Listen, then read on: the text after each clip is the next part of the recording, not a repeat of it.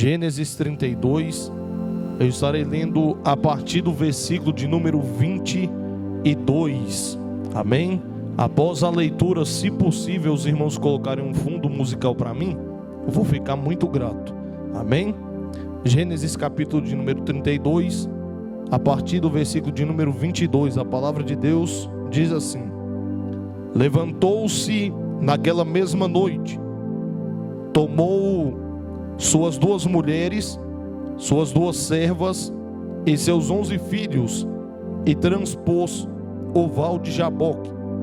Tomou-os e fê-los passar o ribeiro, fez passar tudo o que lhe pertencia, ficando ele só, e lutava com ele um homem até ao romper do dia.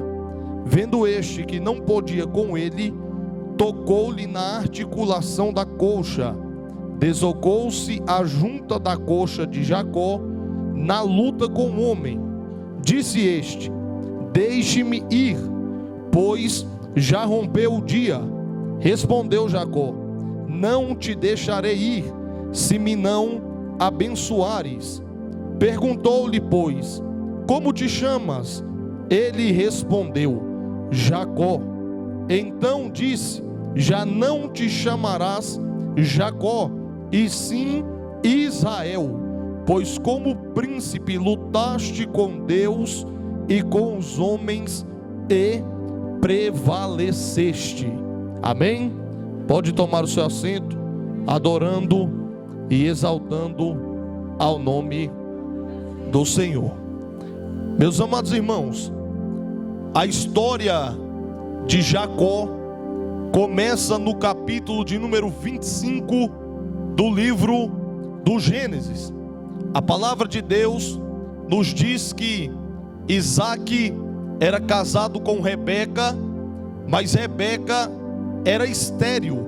Rebeca não podia gerar, não podia dar à luz a filhos, e então Isaac faz uma oração, e a oração era pedindo para que Deus abrisse a madre da Rebeca.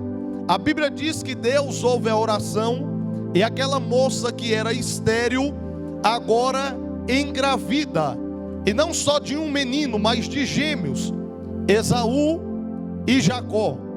A Bíblia diz que ainda dentro do ventre de Rebeca, Esaú e Jacó já lutavam, de uma maneira que ela fez uma pergunta para Deus: se fosse para ser assim, era melhor que eu não tivesse filho. Por que eles lutam tanto dentro de mim? E a resposta de Deus para Rebeca é: dentro de você tem 2 povos, dentro de você tem 2 nações. A Bíblia diz que chega-se o dia do nascimento dos meninos, e quando o primeiro nasce, ele era ruivo, com muitos pelos no corpo, e a Bíblia nos relata que o outro menino vem agarrado em seu calcanhar. Tem muita gente que faz uma distorção no nome de Jacó. Eu já vi muita gente dizendo que o nome Jacó significa enganador, aquele que toma o lugar do outro. Mas só que uma das coisas que um hebreu mais preza é o significado do nome de um filho. E qual pai colocaria o nome de um filho de ladrão, de enganador, de aquele que toma o lugar do outro? Nenhum pai faria isso. O significado do nome Jacó é aquele que segura e não larga, aquele que suplanta, mas não suplantador de engano, aquele que suplanta, que põe o pé em um lugar e toma posse do lugar aonde pisou. Os meninos nascem, e a Bíblia nos mostra que Isaac gostava mais de Esaú, enquanto Rebeca gostava mais de Jacó. Por quê? Porque Jacó era mais pacato, Jacó era mais um homem de casa. Em contrapartida, Esaú, a Bíblia nos mostra que era um exímio caçador. E de vez em quando Esaú estava em casa e Isaac dizia para ele: meu filho, vai caçar, porque eu estou com vontade de comer uma caçada. Vai caçar, porque eu quero degustar aquele prato que você prepara. Só que a Bíblia vai nos mostrar que Esaú era bom no campo, mas ruim em coisas básicas. A Bíblia diz que Esaú saiu para caçar certo dia. Eu não sei se tem alguém aqui que caça ou que pesca, mas vai ficar fácil entender o que eu vou te dizer. Tem dia que a gente vai pescar e parece que o peixe já está com a boca aberta esperando o anzol. Mas tem dia que a gente pesca o dia inteiro e não pega nada. Esaú saiu para caçar, e por mais que era um exímio caçador, tinha várias habilidades aguçadas, com certeza aquele dia foi um dia cansativo, e a caça não foi fácil de ser encontrada. Por quê? Porque a Bíblia diz que ele chegou em casa olhando para Jacó e dizendo: me deu de comer ou eu morro. Alguém aqui já sentiu fome a ponto de dar aquela fraqueza da carne começar a tremer no corpo? Era mais ou menos assim que Esaú estava. E aqui surge uma indagação. Ele era bom de campo, mas ruim em coisas básicas. O grande problema de muitas pessoas é que elas querem ir para o campo sem primeiro se preocupar com o que é básico. Não custava nada pegar um pão e colocar no alforje. Não custava nada pegar um alimento e levar para a caçada. Por quê? Porque quando tivesse fome, haveria suprimento. O grande problema é que tem muita gente indo para o campo sem nada. E escute o que eu vou te dizer: o campo não é para quem não está preparado, porque se você for despreparado, você vai para morrer. Tem uma passagem na Bíblia que diz que o pai estava no campo, a mãe estava em casa, e o menino disse: eu vou para o campo. A mãe disse: não vai. Ele disse: eu vou. E foi. Chegou lá, sabe o que aconteceu? O sol escaldante, a falta de alimento, o menino morreu. Por quê? Porque campo não é para menino. Campo não é para quem está despreparado. É melhor ficar dentro de casa e aprender as coisas básicas primeiro, do que sair para o campo despreparado e voltar que nem Esaú voltou. Me deu de comer, senão eu morro. Aí Jacó olhou para ele e disse: ô Esaú, deixa eu te fazer uma proposta. Fala, eu te dou um prato de comida, mas em troca da tua primogenitura. Escute isso daqui. O prato de comida era passageiro. A primogenitura era uma bênção eterna. Enquanto ele estivesse vivo, ele ia ter essa bênção sobre a vida dele. Só que a fome fez ele trocar o que não tinha valor por algo de excelência. E sabe o que é o mais terrível? Que enquanto Esaú não valorizava o que ele tinha, era o sonho de Jacó. Tem muita gente dentro da igreja que carrega coisas extraordinárias, mas não valoriza. E tem gente do lado dessas pessoas olhando e dizendo: o meu sonho era carregar o que ela carrega. O meu sonho era ter o que ela tem. Era carregar o que ele carrega.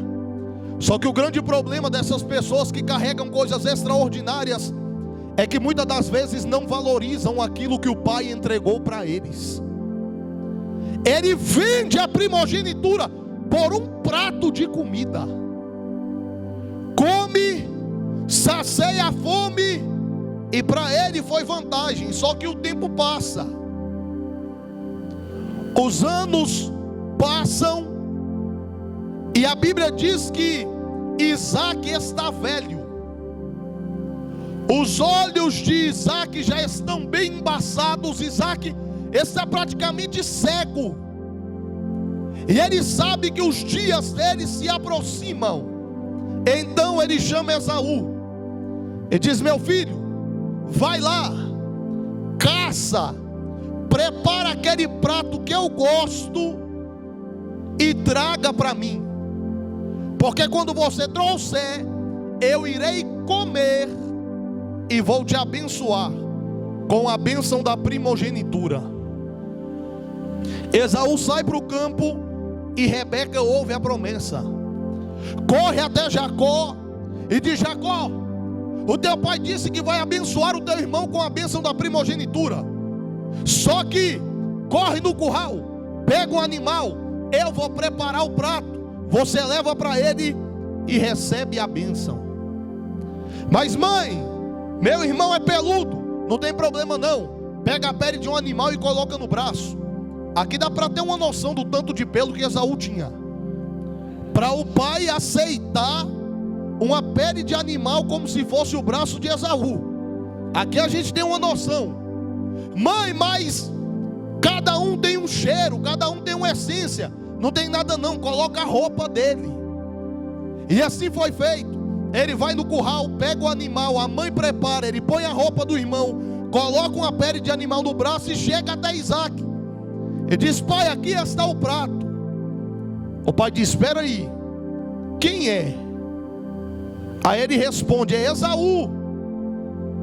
O pai dele diz: chegue mais perto, pega no braço, sente o cheiro e diz: a voz é de Jacó, mas o cheiro, a pele é de Esaú.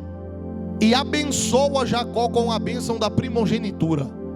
Passa-se um tempo, Esaú chega. E quando ele chega, o pai dele diz: ué, eu acabei de te abençoar. Você não estava aqui na minha presença? Não foi você que preparou o prato, trouxe para mim? Eu já te abençoei. E ele disse: não, fica revoltado com Jacó. Só que deixa eu fazer uma pergunta para os irmãos: quem foi que vendeu a primogenitura? Quem foi que disse para o irmão dele: é tua, pode pegar, o que importa para mim agora é um prato? Deixa eu te contar um segredo. Na hora da fome, você vende coisas que depois te custa caro. Ele agora está irado, mas quem vendeu foi ele. E nós cristãos precisamos entender isso, porque muitas das vezes a obra de Deus não vai para frente, porque nós queremos colocar culpa em outras pessoas daquilo que fomos nós que fizemos. O nosso grande problema é a dificuldade de reconhecimento dos nossos próprios erros. Esaú, quem vendeu foi você. Só que ele não entende isso. Ele está dizendo agora que vai matar Jacó. Aí Isaac chama Jacó e diz: meu filho, deixa eu te dar um conselho. Teu irmão é caçador, teu irmão é bom com arma, ele é violento, e ele está dizendo que vai te matar. Então, para você não morrer, vai lá no Oriente um pouquinho, passeia por lá, fica lá na casa do teu tio. Depois de um tempo você volta. Jacó disse: é para eu ir? É, mas eu vou com quem? Sozinho. Pai, mas o senhor é rico, não tem servo para ir comigo. Não, meu filho, vai só. Não tem nenhum animal para eu ir montado. Não, vai a pé. Pai, vai, meu filho. A Bíblia diz que ele entra entra deserto adentro caminhando, e cai a noite. Ele está sozinho no deserto, e a Bíblia me diz algo que para mim é extraordinário. O que a Bíblia diz é que ele pegou pedra, fez de travesseiro e dormiu. Sozinho no deserto, pegou pedra, fez de travesseiro e dormiu. Agora deixa eu te fazer uma pergunta: o que tem tirado o seu sono?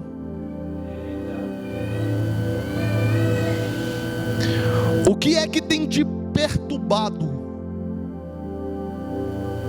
O que é que você põe a cabeça no travesseiro de noite e aquele versículo não se cumpre na tua vida? Eu deito e logo durmo. O que está impedindo isso de acontecer?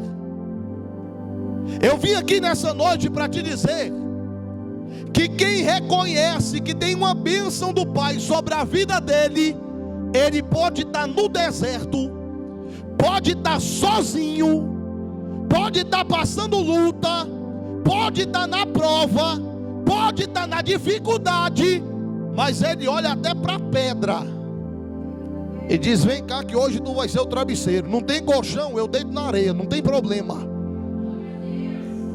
Dormiu. E sabe o que a Bíblia diz?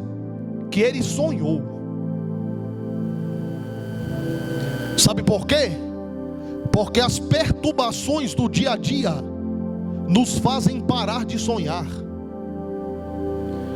Só que lembra do que o profeta Joel diz? Um dos requisitos de uma pessoa que é cheia do Espírito é que ela sonha. E a maior intenção do inimigo em relação a nós cristãos é roubar os nossos sonhos, é nos fazer parar de sonhar. Só que a Bíblia diz que Jacó dormiu e sonhou, e ele sonhou com uma escada que ligava o céu na terra e a terra no céu. E nessa escada a Bíblia diz que anjos subiam e desciam. Aqui tem algo que chamou a minha atenção, porque anjos são seres celestiais, e se são celestiais, habitam no céu. Por que a Bíblia não diz que os anjos desciam e subiam, mas diz que eles subiam e desciam? Sabe por quê? Porque o céu trabalha com reação. Se nós ficarmos de braço cruzado, olhando para o céu, a escada vai ficar vazia a vida inteira.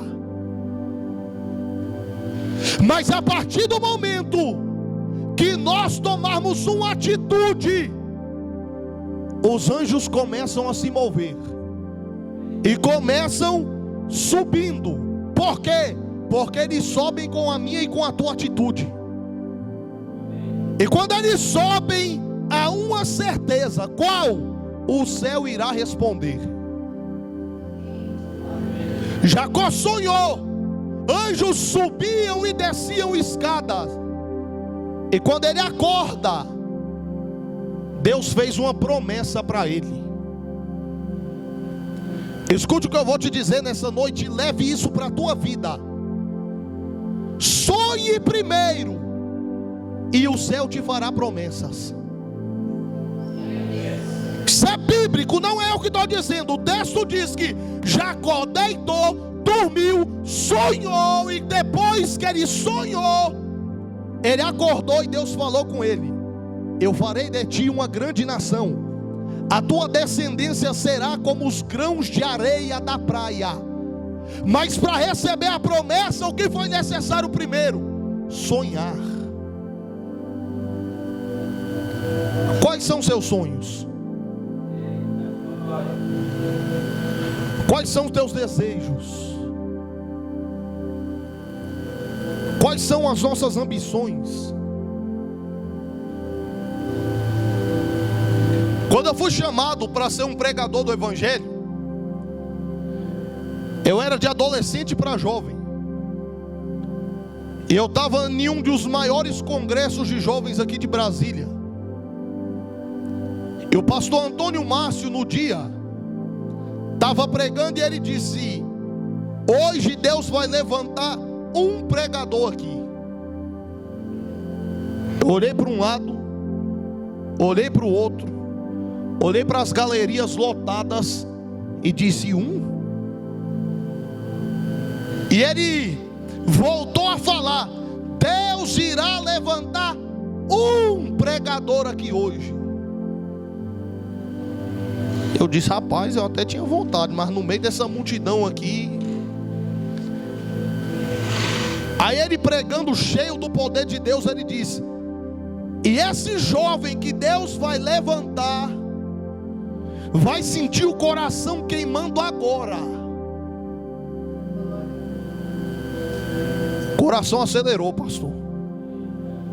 Eu disse: não é possível que eu no meio dessa multidão. Ele disse: vai queimar. E o coração começou a queimar. Vai tentar segurar as lágrimas e não vai dar conta. Eu comecei a chorar. E eu olhava para um lado e para o outro e estava todo mundo assim, ó. Eu dizia: não é possível que sou eu. Aí, num dos maiores congressos de Brasília, eu sonhei. Eu disse: se é eu, um dia eu vou pregar nesse congresso. É eu que o senhor está levantando? É. Então um dia eu vou pregar aqui. O carnaval passou agora, e eu preguei lá no dia do encerramento do congresso. Isso daqui, irmão, não é porque eu sou bom, não. É porque Deus só quer que você sonhe. Ele só está olhando do trono dele com as promessas já feitas e dizendo: quando ele sonhar, eu mando a promessa. Quando ele sonhar, eu mando a promessa. Quando ele tomar uma posição, quando ele tomar uma atitude, quando ele agir, o céu irá reagir a favor dele. O grande problema é que o inimigo, com sua astúcia e estratégia, tem conseguido neutralizar muito crente. Tem muito crente hoje que ele está dentro da igreja, e não escandalize com o que eu vou dizer, não. Ele está dentro da igreja, mas está de mãos e pés atados. Ele não sonha, ele não projeta, ele não age. Ele está aqui e ele não age, o céu não vai reagir. Ele não sonha, o céu não vai fazer promessa. E o diabo está dizendo: fica aí, que desse jeito para mim está ótimo.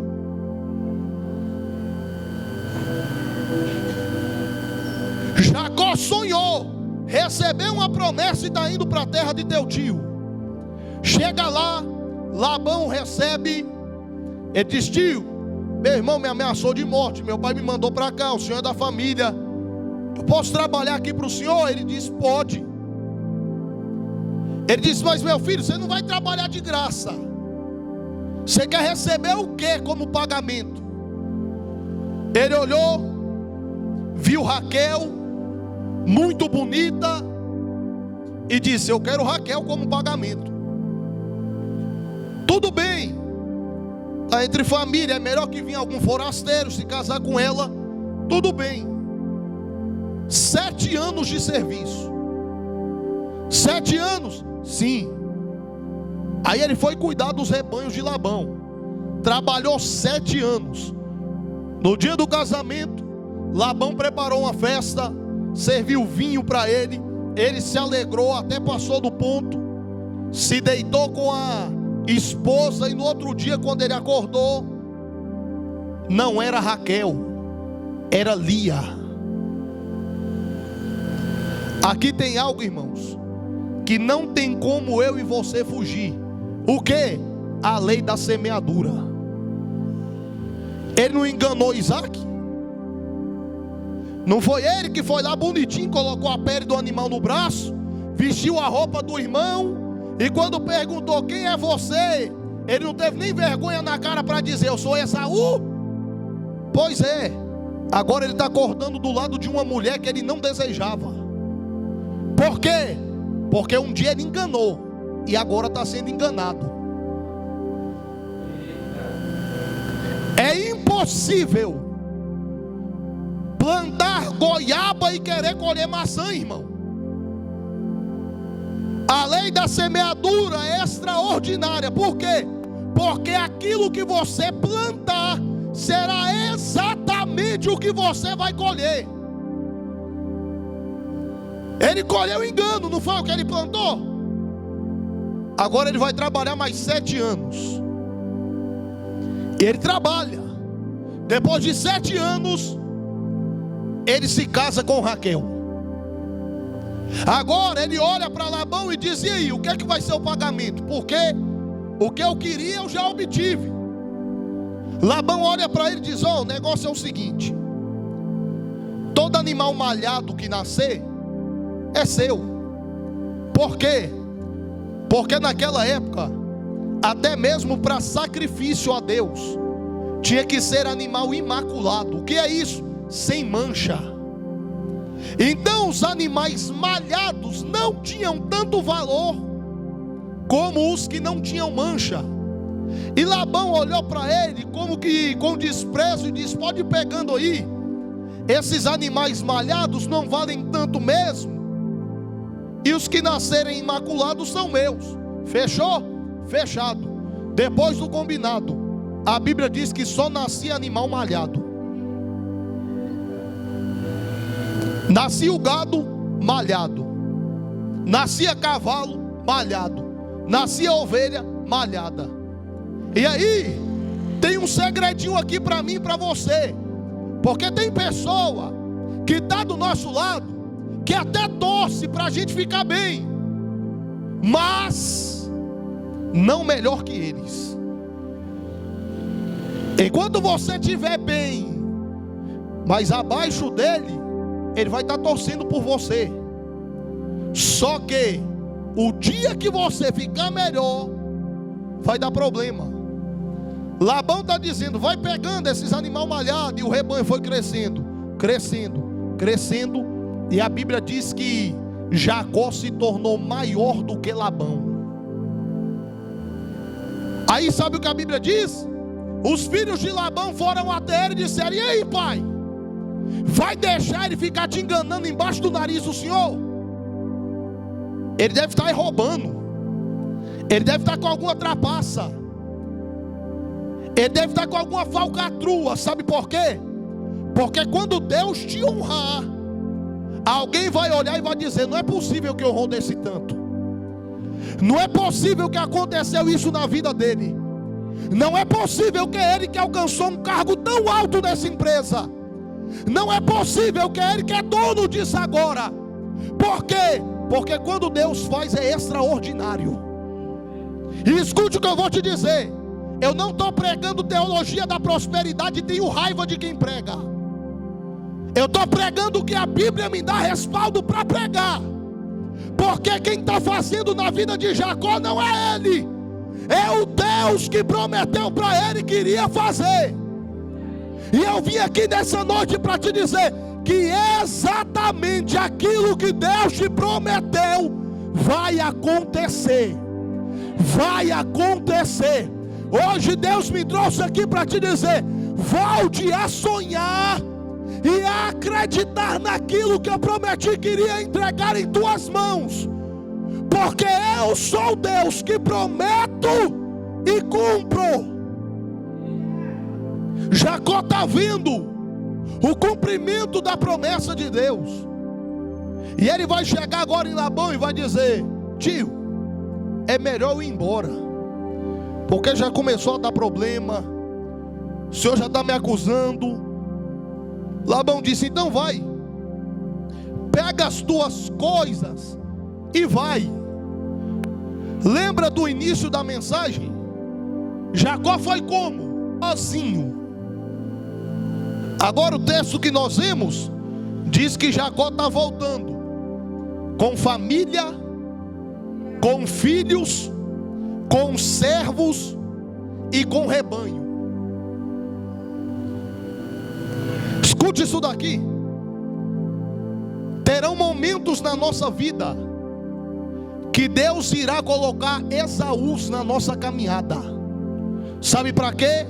Para te forçar a ir para o lugar onde Ele quer te abençoar.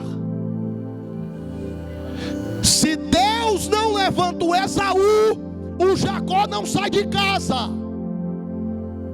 Então vai ter momento que Deus vai te incomodar de algum jeito, para fazer você ir para o lugar onde Ele está te esperando. O lugar não é fixo, era provisório. Ele foi, mas está voltando com família, com filho, com servo, com rebanho. E a Bíblia diz que quando ele está voltando, a noite cai, e agora uma pedra só, pastor, não é mais o suficiente. Ele vai ter que montar acampamento, porque tem família, tem filho, tem servos. E a Bíblia diz que quando ele monta o acampamento, 2 anjos aparecem para ele. Chamam ele e diz: ô Jacó, deixa eu te contar um segredo. Fala. Este lugar aqui é Manaim de Deus. Manaim, não estou entendendo. A palavra Manaim no hebraico significa 2 acampamentos. O que os anjos estavam dizendo para Jacó é: Jacó, a partir de hoje, aonde tu acampa, os anjos acampam ao redor. A partir de hoje, aonde tu pisa, a proteção de Deus está contigo. Tu não anda mais sozinho. Na tua vida existe um Manaim de Deus. Não entendi. Aonde você está, os anjos estão. Aonde você pisa, os anjos pisam. Aonde você vai, os anjos vão. O que os anjos estavam dizendo para Jacó é: Jacó, o Deus que te fez a promessa não te deixa sozinho no caminho até que ela se cumpra. Você não está sozinho. Jacó tem a visão. No outro dia, ele levanta acampamento e segue caminho. Ele está voltando para casa. Só que a Bíblia diz que ele chegou no Val de Jaboque.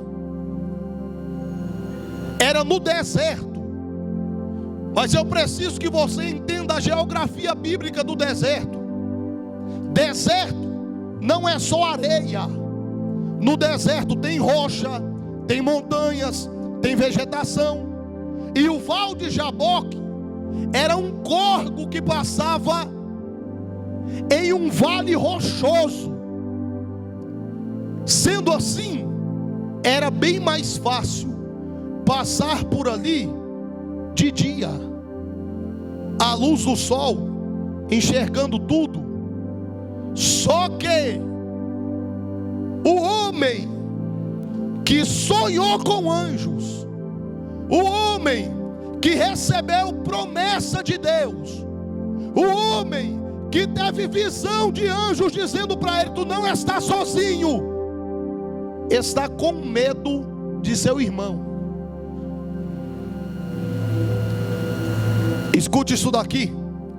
Todas as vezes que eu e você duvidarmos das promessas de Deus, nós dificultaremos o percurso. Não era mais fácil passar de dia? Por causa do medo, ele inventou de passar a noite. E a Bíblia diz que ele passou as mulheres, passou as crianças, passou os servos, passou os rebanhos e ficou sozinho. Aqui tem uma cena que eu preciso que você imagine. Ele está sozinho, no escuro. E a Bíblia diz que de repente um varão se agarrou com ele e a briga começa. Você já imaginou, tá no escuro e do nada só vem a pancada, pá! E a briga começa e você nem vê de onde que está vindo, murro, pontapé. É engraçado agora, mas imagine se fosse você lá. Eu fiz você rir primeiro, porque agora você vai chorar. Quantas das vezes isso não acontece comigo e com você? O que, Lucas? A gente está tomando pancada, está recebendo afronta e nem sabe de onde que está vindo. A luta está travada e a gente não está enxergando nada. Só que tem algo em Jacó que chama a minha atenção. O que? Mesmo sem enxergar, ele não parou de lutar. Estou orando, estou lendo Bíblia, estou fazendo jejum, mas meu filho ainda está nas drogas, meu marido ainda está na cachaça, minha mulher ainda não quer saber de Jesus. Eu estou orando, eu estou no culto todo dia, mas lá em casa ainda está tudo escuro. Sabe o que Deus está dizendo? Continue lutando, continue lutando. Mas eu não estou vendo nada. Continue lutando, continue na peleja, não abandone a luta. Sabe por quê? Porque o texto diz que chegou uma certa hora em que a aurora veio, amanhã chegou. Sabe o que eu acho extraordinário? É que a Bíblia dá prazo de validade para o choro. O choro dura uma noite, mas a alegria vem ao amanhecer. Jacó não está vendo nada, mas ele não deixou de lutar em nenhum momento. Está tomando pancada, mas não para. Não está vendo nada, mas não para. Olha para um lado, olha para o outro e não enxerga ninguém para ajudar, mas não para.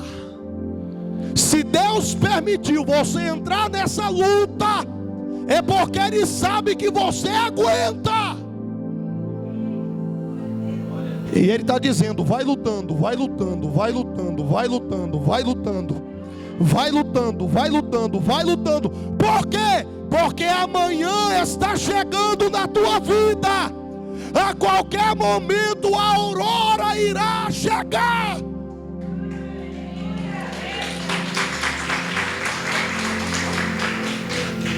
Jacó luta, o dia amanhece e ele agora segura na perna do anjo. E o anjo está dizendo: me larga, eu tenho que subir. Já chegou a aurora. E ele diz: não largo. Não largo. Por quê? Porque eu sei que depois de toda luta vem uma bênção. Eu sei que depois de toda batalha travada, o céu tem alguma coisa para a minha vida. E o que você quer? Me dá a minha bênção para depois subir. A Bíblia diz que o anjo feriu a coxa de Jacó. Tanto é que ele ficou manco o resto da vida. Sabe por quê? Porque toda experiência com Deus irá marcar eu e você. Ele está ferido, lutou a noite inteira, mas ele está segurando e dizendo: eu não largo, eu não largo, eu não largo, eu não largo. Sabe qual é o nosso grande problema? A gente desiste fácil demais das coisas. Qualquer pancada a gente quer largar, qualquer pancada a gente quer desistir. Só que deixa eu te dar um exemplo. No UFC, se um lutador tomar um jab e ele abaixar a guarda, ele vai ser nocauteado. Mas eu já vi várias vezes alguém que toma um golpe, balança para um lado, balança para o outro, segura em pé e no fim das contas ganha a luta. Esse foi Jacó no Val de Jaboque. Teve a coxa ferida, lutou a noite inteira, mas no fim ele estava lá agarrado, dizendo: eu não largo, eu não largo, eu não largo. Até que o anjo perguntou para ele: qual é teu nome? E ele diz: ah, agora chegou a parte que eu queria. Meu nome é Jacó, aquele que segura e não larga, aquele que põe a planta do pé em um lugar e toma posse. Eu não vou soltar. Aí o anjo disse para ele: a partir de hoje teu nome será Israel. E aprenda uma coisa: todos os nomes da Bíblia que foram mudados, pode pesquisar a etimologia dos nomes. Deus nunca tirou nada, Ele só acrescentou algo. Lembra Abrão, pai de multidões, Abraão, pai elevado. Ele não tirou o que ele era, ele só acrescentou. Do mesmo jeito é com Jacó. Jacó, aquele que segura e não solta, aquele que põe o pé e toma posse do lugar onde pisou. E agora Israel, aquele que luta com Deus e vence. Entende isso daqui? Ninguém é capaz de lutar contra Deus. Jacó não lutou contra Deus. O que o anjo está dizendo é: a partir de hoje tu é Israel. Por quê? Porque tu não luta mais sozinho. Tu é aquele que a partir de hoje luta com Deus, vence com Deus, anda com Deus, peleja com Deus, acampa com Deus. Agora não é mais Jacó não, agora é Israel. Você está tirando alguma coisa? Não. Deus só está acrescentando aquilo que você já tinha. Você já segurava e não largava, você já tomava posse do lugar onde pisava.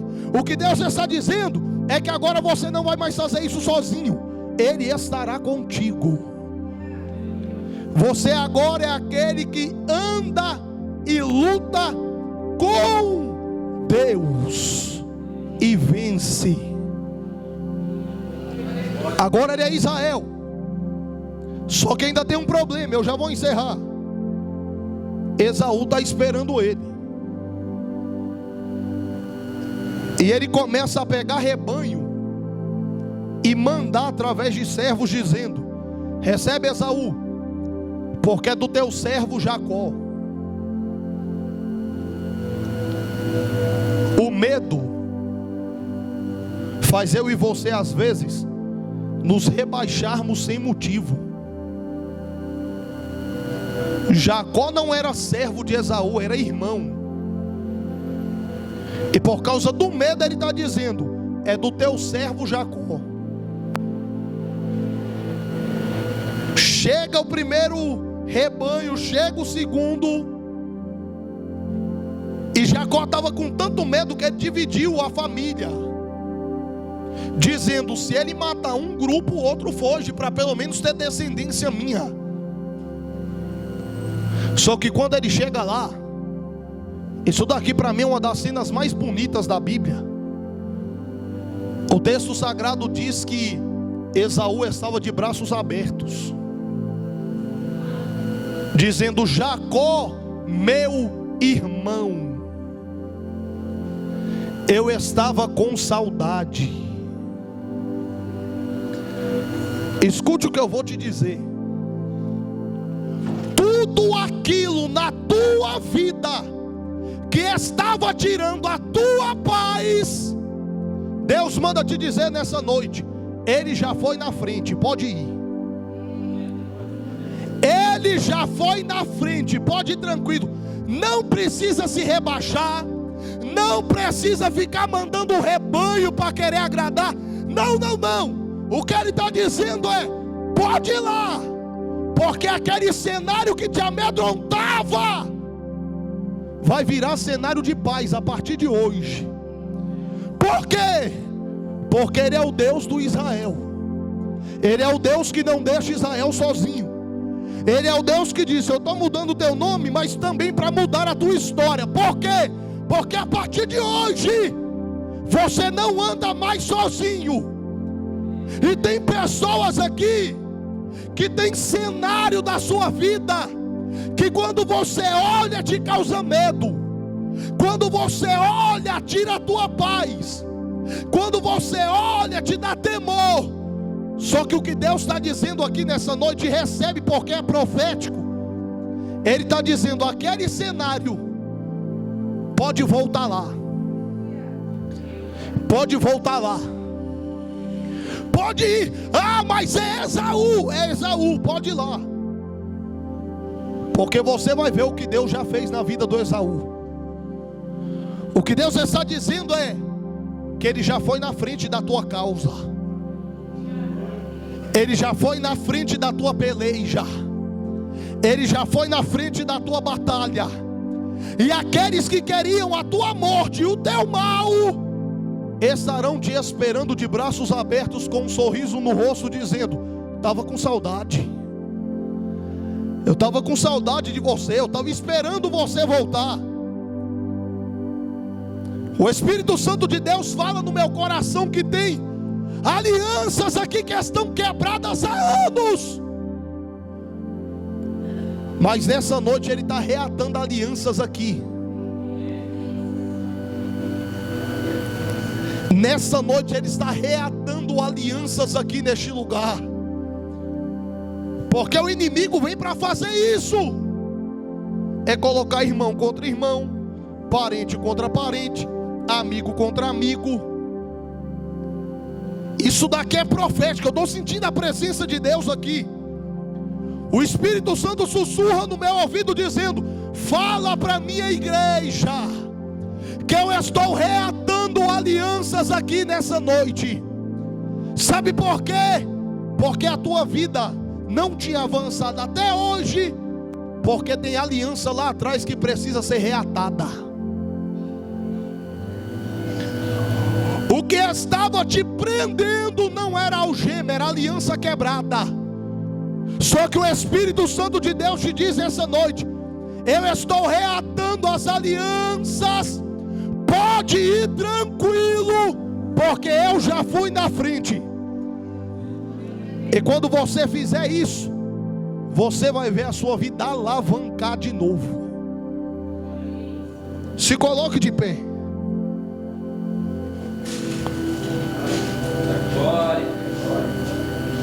Lucas, é difícil perdoar, eu sei.